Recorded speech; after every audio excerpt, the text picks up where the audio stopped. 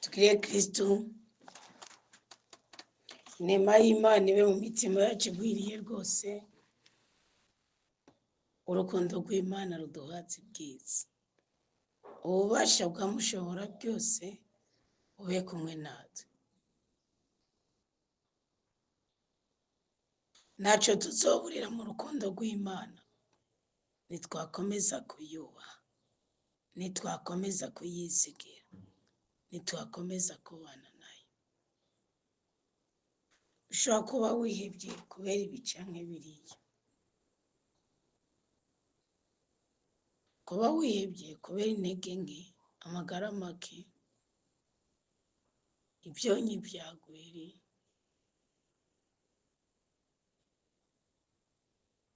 Ariko humura, uko bimeze kose mu ijuru dufise Imana,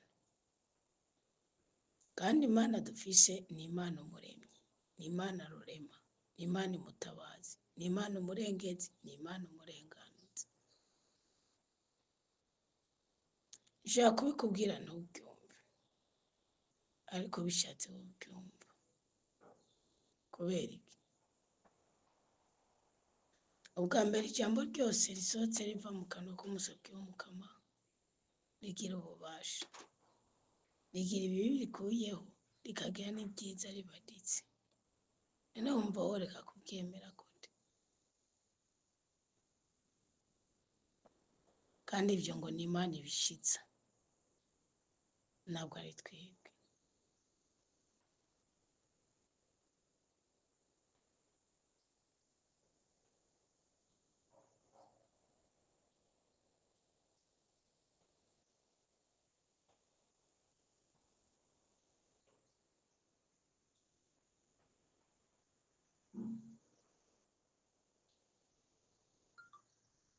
None rero iyo Mana nkubwiye urukundo kigongwe, iyo Mana umushobora byose, iyo Mana umurengezi, iyo Mana umurenganuzi,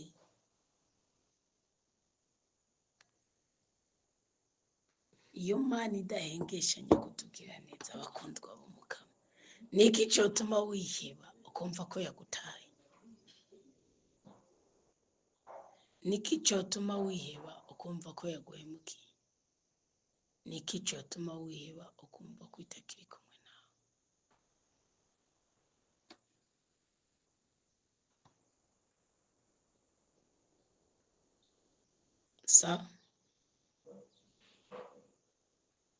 Ntakihari, ahubwo amaraso ya Kristo nadutembeka rwose, atembesha icyitwa akavuyo cyose, atembesha icyitwa ubugome bw'isi bwose, atembesha icyitwa umubabaro. atembesha icitwa agahinda, atembesha icitwa agacinzo, atembesha icitwa agapfu.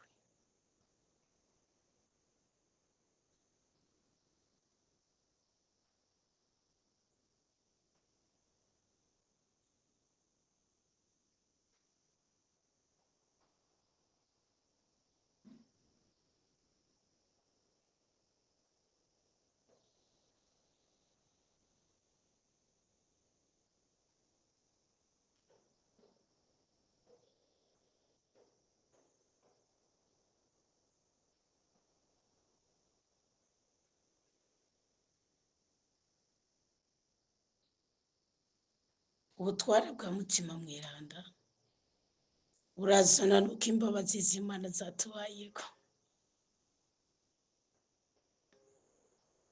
none ingabirano za mutima mweranda zisabwe zize muri twebwe, zidufashe kuburana, tuburane dutsinde icaha, icago tugikurweko, urupfu n'impanuka, impengamiro y'abarozi n'abambuzi b'amahoro, imikoshi, imivumo n'imyenda itandukanije bituboheye amarangamutima, tubikurweko mu izina rya Yesu Kristo, amen. Iruhande y'ukuguruza ikirere ciza ku buzima bwawe,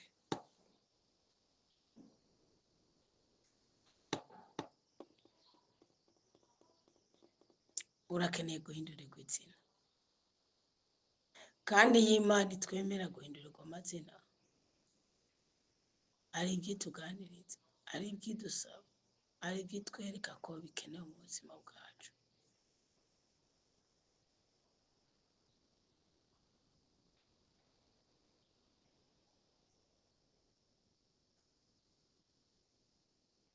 Ivyerekeye akarimbi n'ivyerekeye ibyabona,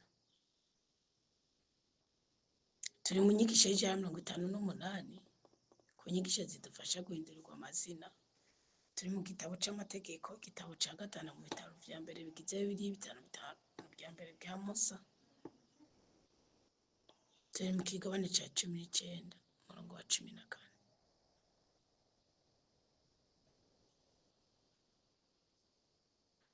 Bibiliya iravuga ngo ntuze wunguruze akarimbi k'umubanyi uko kazoba kashinzwe n'abo hambere mu ntorano uzotorana mu gihugu Umukama Imana yawe aguhaye uciganze.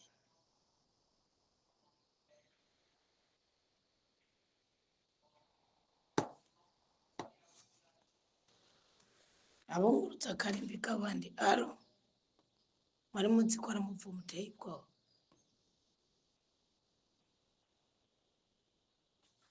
Muri iki gitabo nyene c'amategeko cyo gusubira mu byagezwe mu gihwane ca 27 gutera kwa kabiri, ngatwe ni mu mategeko gusa, igihwane ca 27 haravuga ngo arakava umwunguruza akarimbi ka mugenzi.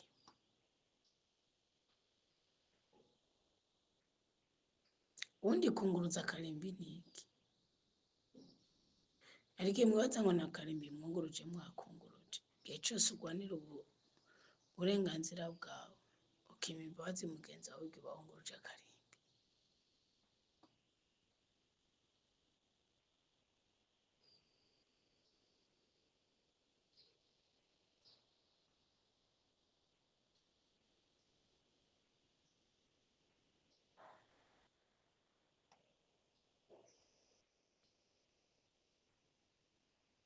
Ngo icabona kimwe ntikizohaguruka conyene ngo cagirize umuntu icaha ico ari cyo cose, canke igicumuro ico ari cyo cose. Ngo igicumuro ico ari cyo cose yakoze ntiyagirizwa n'ivyabona bibiri canke kagirizwa n'ivyabona bitatu, ibyo wavuze bizokwemerwa. Mugabo umwe ashaka kurya ruswa, ahagize icabona gihaguruka ngo cagirize umuntu bugararije ku kadenderezo, abo bantu babiri bari mu matati bazohagarara imbere y'Umukama mbere y'abahereza nkuka n'abacamanza bazoba bahari muri iyo minsi. Abacamanza bazobitohoza neza, nibasanga ico cabona c'ibinyoma ari cabona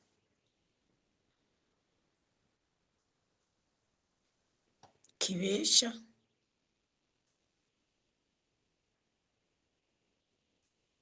koko bakabimenya, kandi uwo muntu yagirije mugenzi we amubeshera, muzomubwira ibyo yari yateguye kugirira mwene wabo, gutya uzoba ukuye ikibi iwawe.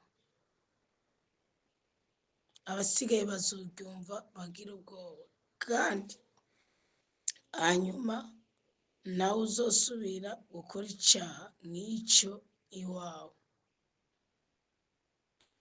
ntuzomurabane impuhwe, uzogereka ubuzima ku buzima, ijisho ku jisho, iryinyo ku ryinyo, ikiganza ku kiganza, ikirenge ku kirenge.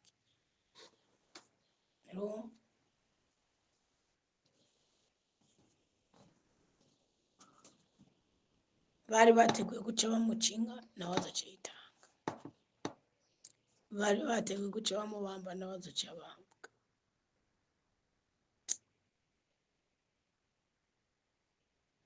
Iyo turya ibiturire dukora ibyo tutazi.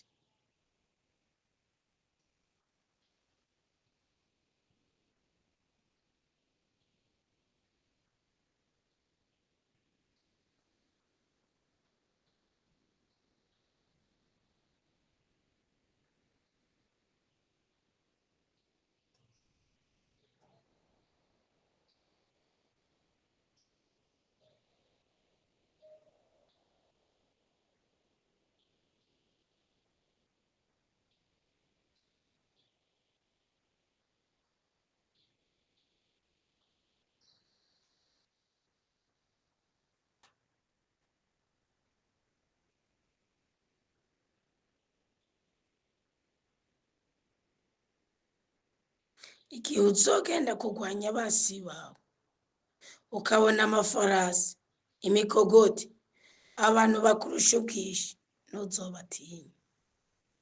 Mwumvise abantu muvise ibyo muhanganye nabyo, nimubitinya. Kubera iki? Kuko Umukama Imana yawe ari kumwe nawe, we yagukuye mu gihugu ca Misiri. Imana yaguhaye kubura uwo bashobora kurwanya. Reke kurwanirira.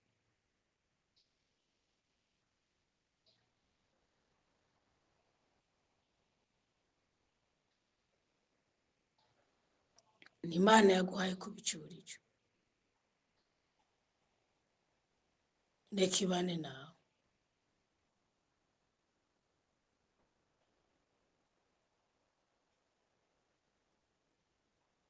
Igihe muzoba mwegereje urugamba, muhereza nkuka azoja imbere ashikirize ijambo abantu, azobabwira ati, umviriza Isirayeli, muragiye uyu munsi kurwanya abasi banyu, mugire umutima rugabo, nimutinye, nimutetemere, kandi mucike ivutu imbere yabo, kuko Umukama Imana yanyu agendana namwe kugira ngo abagwanirize abasi banyu, abone kubarokora. Ubuzima bwose ubayemo uyu munsi, bwira ijambo ry'ihumure. Umviriza mwana w'Imana, umviriza mushingana, umviriza mupfaso, umviriza musore, umviriza mwigeme, umviriza. Urugamba rwose ugiyeko, ubuzima bwose ubayemo, uko ubayeho kose,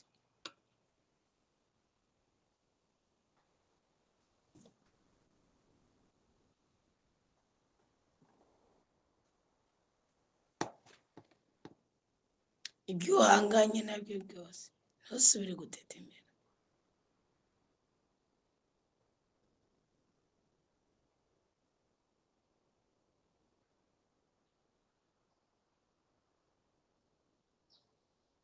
umukama ari kumwe nawe.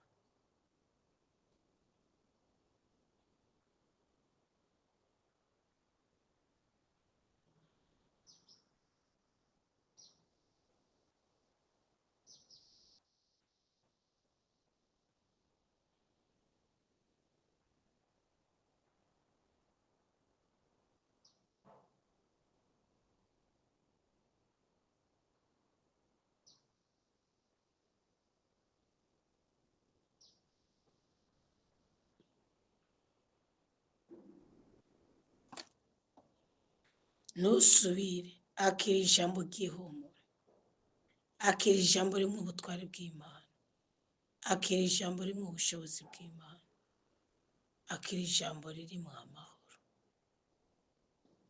Ntusubire gutetemera. Turi ku munsi w'umunani w'amasengesho. Ntiwari ukwiye gutetemezwa n'ibyago runaka muri ko muraho.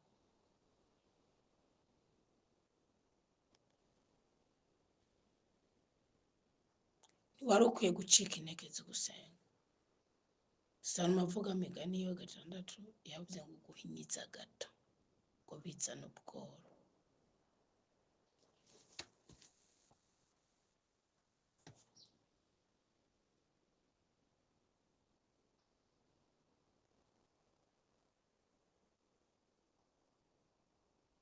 Imana itakurokoye ntacobora nkokora kugwaho uruhande, ariko ikurokoye urarokoka. Ngo hanyuma intwazangabo zizoshikiriza ijambo abantu zivuge ziti, hari umuntu yoba yarubatse inzu shasha akaba atarayinjira, nigire yisubire imuhira kugira ngo ntahava agwa mu ntambara, uwundi muntu aba ariwe yinjira iyo nzu. Hari umuntu yoba yarateye imizabibu akaba atarayamura ivyamwa, niyigire yisubire imuhira kugira ngo ntahave agwa mu ntambara, ngo uwundi muntu abe ariwe ayamura ivyamwa.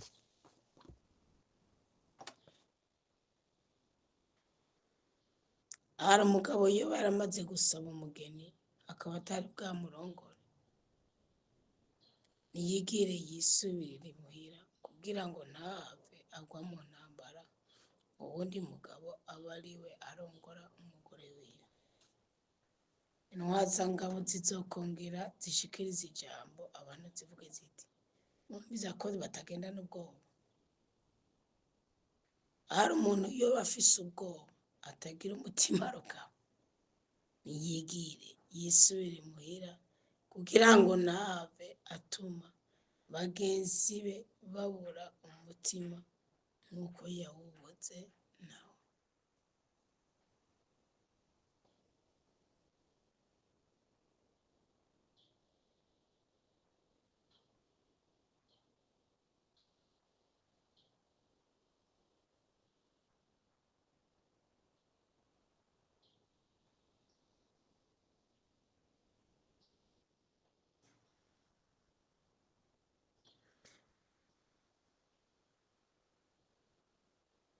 Intwazangabo nizamara gushikiriza ijambo abantu, bazogena abakuru b'ingabo barongora abantu.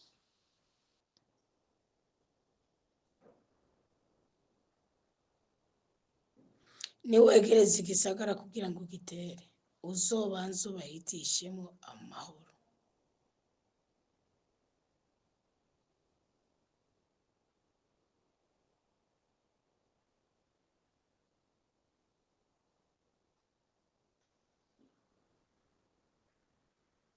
Niwegereza igisagara kugira ngo gitere, uzobanze ubahitishemo amahoro. Nicakwishura giti amahoro iwabo, kikakugururira, abantu bose bo muri ico uzobazigira ku bikorwa by'umuruho, kandi bazokubera bose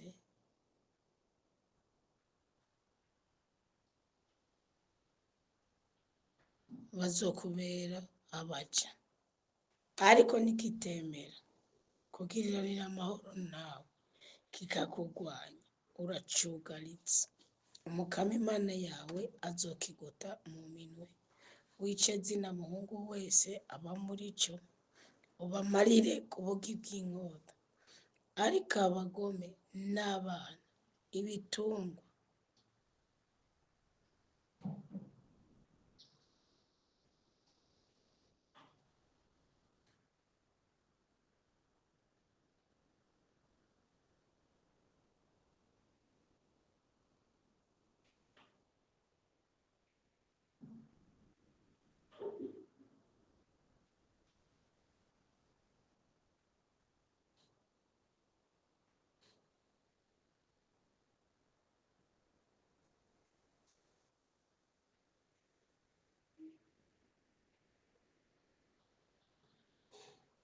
ibiri mu gisagara byose, ibyasawe muri cyo byose, urabinyaga, ufungure ibyo wambuye abasi bawe, ibyo Umukama Imana yawe azoba yaguhaye. Uko niko uzogirira ibisagara byose biri kure yawe.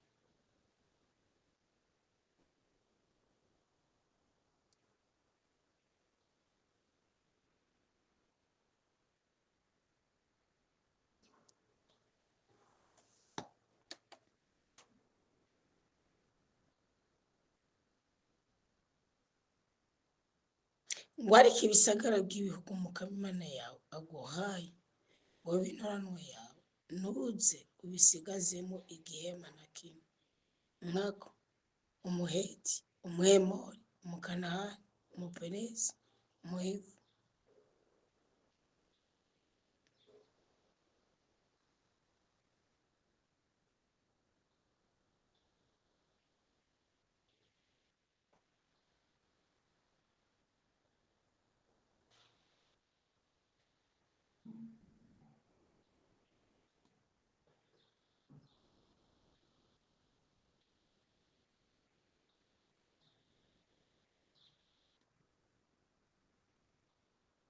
nkako Umuheti, Umuhemori, Umukanahani, Umuperezi, Umuhivu n'Umuyebuzi, uzobatikize nk'uko Umukama Imana yawe yabigutegetse, kugira ngo ntibazobigishe gukora amashano yabo yose bagirira imana zabo, kuko mwoba mucumuye ku Mukama Imana yanyu ntitukabikore.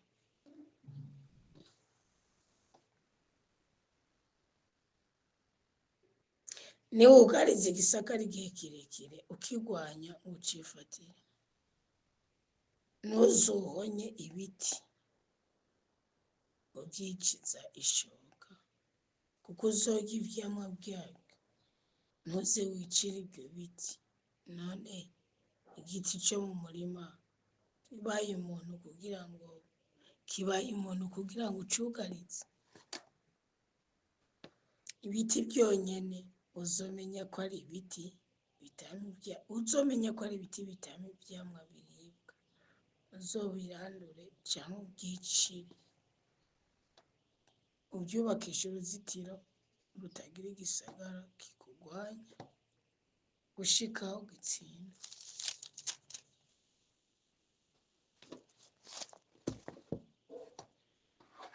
Uwishe umuntu kandi ntamenyekane.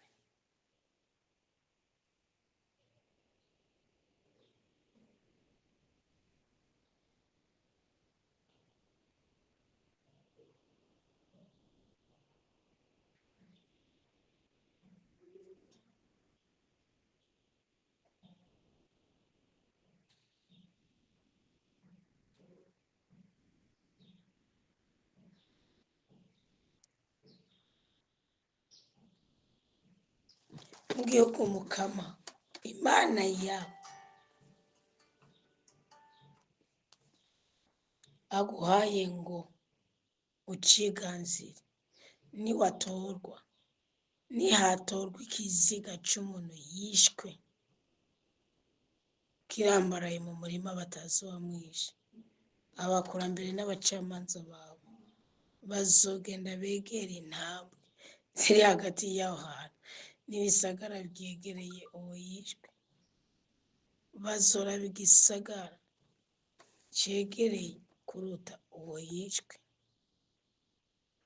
Abakurambere b'ico gisagara bazoca bazana ishashi y'inka itarigera ikoreshwa kandi batarambika umutwaro, abakurambere b'ico gisagara bazoyimanukana ku mugezi udakama, ahantu hataramye kandi hataramye ngira ni hatarimye kandi hataba ivy'imbuto, baheze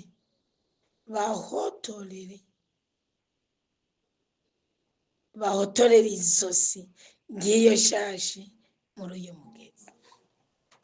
Murumva ishashi mwumva atari ikigozi, bayitware ku mugezi udakama, baheze bayihotorereho.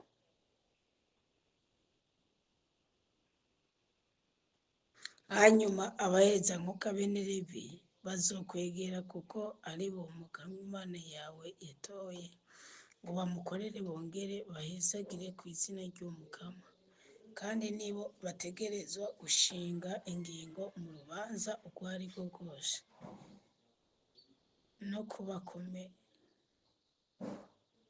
no kubakomerekanije bose. Hanyuma abakurambere b'ico gisagara cegereye kuruta uwishwe bazokarabira hejuru ya yashashi, hejuru y'iyashashi bazoba bahotoreye izosi mu mugezi udakama, bazovuga bati ibiganza vyacu sivyo vyasheshe aya maraso, kandi nta maraso yacu ntiyabibonye. Mukama girira ikigongwe igihugu cawe Isirayeli warokoye, kandi nturemeke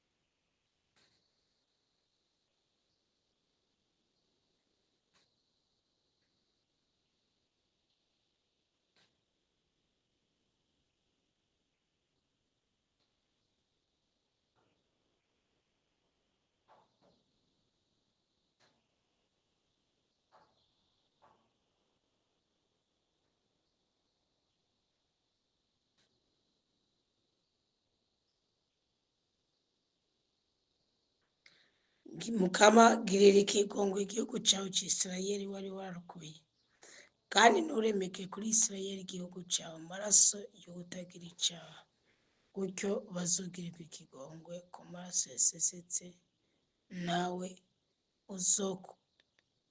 nawe uzokura iwawe icaha co gusesa amaraso y'uwutagira icaha ugukorera.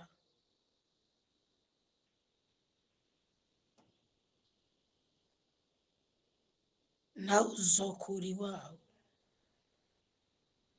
icaha co gusesa amaraso y'uwutagira icaha gukora ibigororotse mu maso y'Umukama.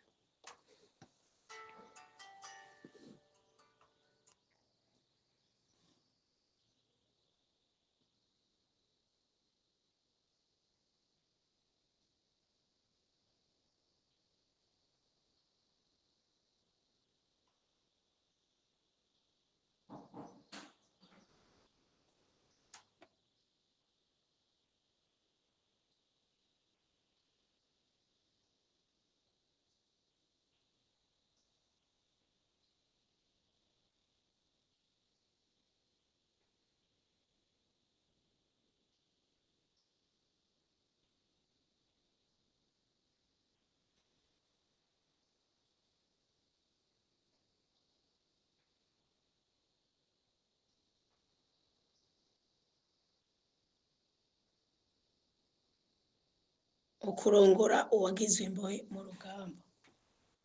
Igihe uzogenda kurwanya umwasi wawe, Umukama Imana yawe niyamara kubata mu minwe yawe, kandi hakaba abugira imbohe, muri izo mbohe ukabonamo umugore ateye igomwe, ukumva uramwifuza cane, mbere ugashaka kumutwara ngo abe umugore wawe, uzomwinjiza imbere mu nzu yawe yimweshe umushatsi ku mutwe, aca inzara, abandi barazisongora Imana itegetse kuzica. Azokwambura impuzu y'imbohe azoba yambaye, aheze abe mu nzu iwawe, hanyuma aririre se na nyina igihe cy'ukwezi kose, umva ko atazongera kubabona. Mu nyuma uzomwegera umurongore abe umugore wawe, ariko utakimukunda uramureka agenda iyo ashaka, ntuzomugurisha amahera canke ngo umufate nk'umuja, kuko wamaze kumutesha iteka. Mwabyumvise mwe abagore, muzubake. Umugabo atakigukunda aba afite uburenganzira bwo kurekura. Ushobora kumbwira ngo ni kuri ingendo ya Yesu Kristo. Kuri ingendo ya Yesu Kristo hari ijambo Kristo yavuze ngo nta tegeko na rimwe na kimwe cyashizeho na Musa naje gukura. Ega Kristo niwe data yahoze agendana n'abahanuzi, ni Imana mwana, kubera yishe mu nda y'umubyeyi Bikira Mariya agomba kuvuka ameze nkatwe, ave mu by'umwuka n'ukuri, mu by'umutima n'ukuri, aze gusa natwe abone kuducungura, kuko bitari gukunda ko aducungura mu bundi buryo nabwo, sibye kuvuga hagira amaraso nkatwe akabaho nkatwe.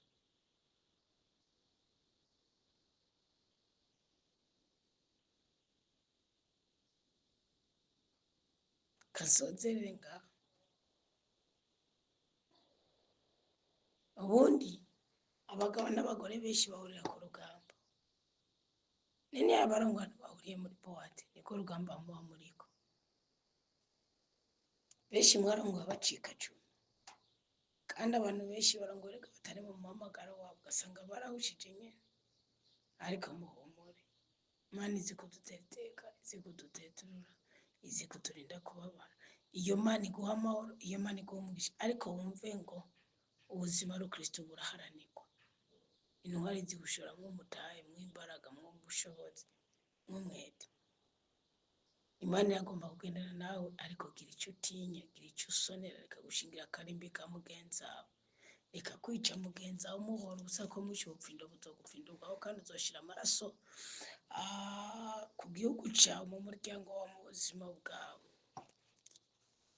Reka kwinadira uhenda mwene wanyu. Wumva utakimukunda mubwire, wumva utakimukeneye mubarire.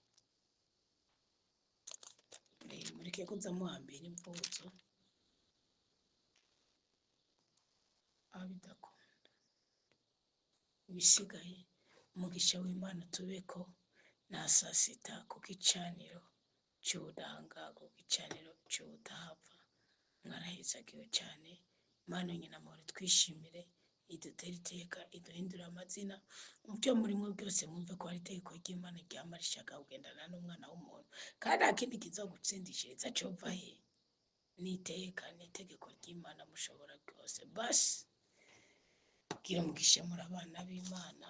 Amina. Amaraso ya Kristo adushyire ku kimenyetso cy'ubudahangarwa, mukureho ubunebwe, mukugwe kw'indwara, mukugwe kw'imivumo, mukugwe kw'ibisuzuguriro, mutabagwe, mwongere muteturugwe. Mwarahezagiwe.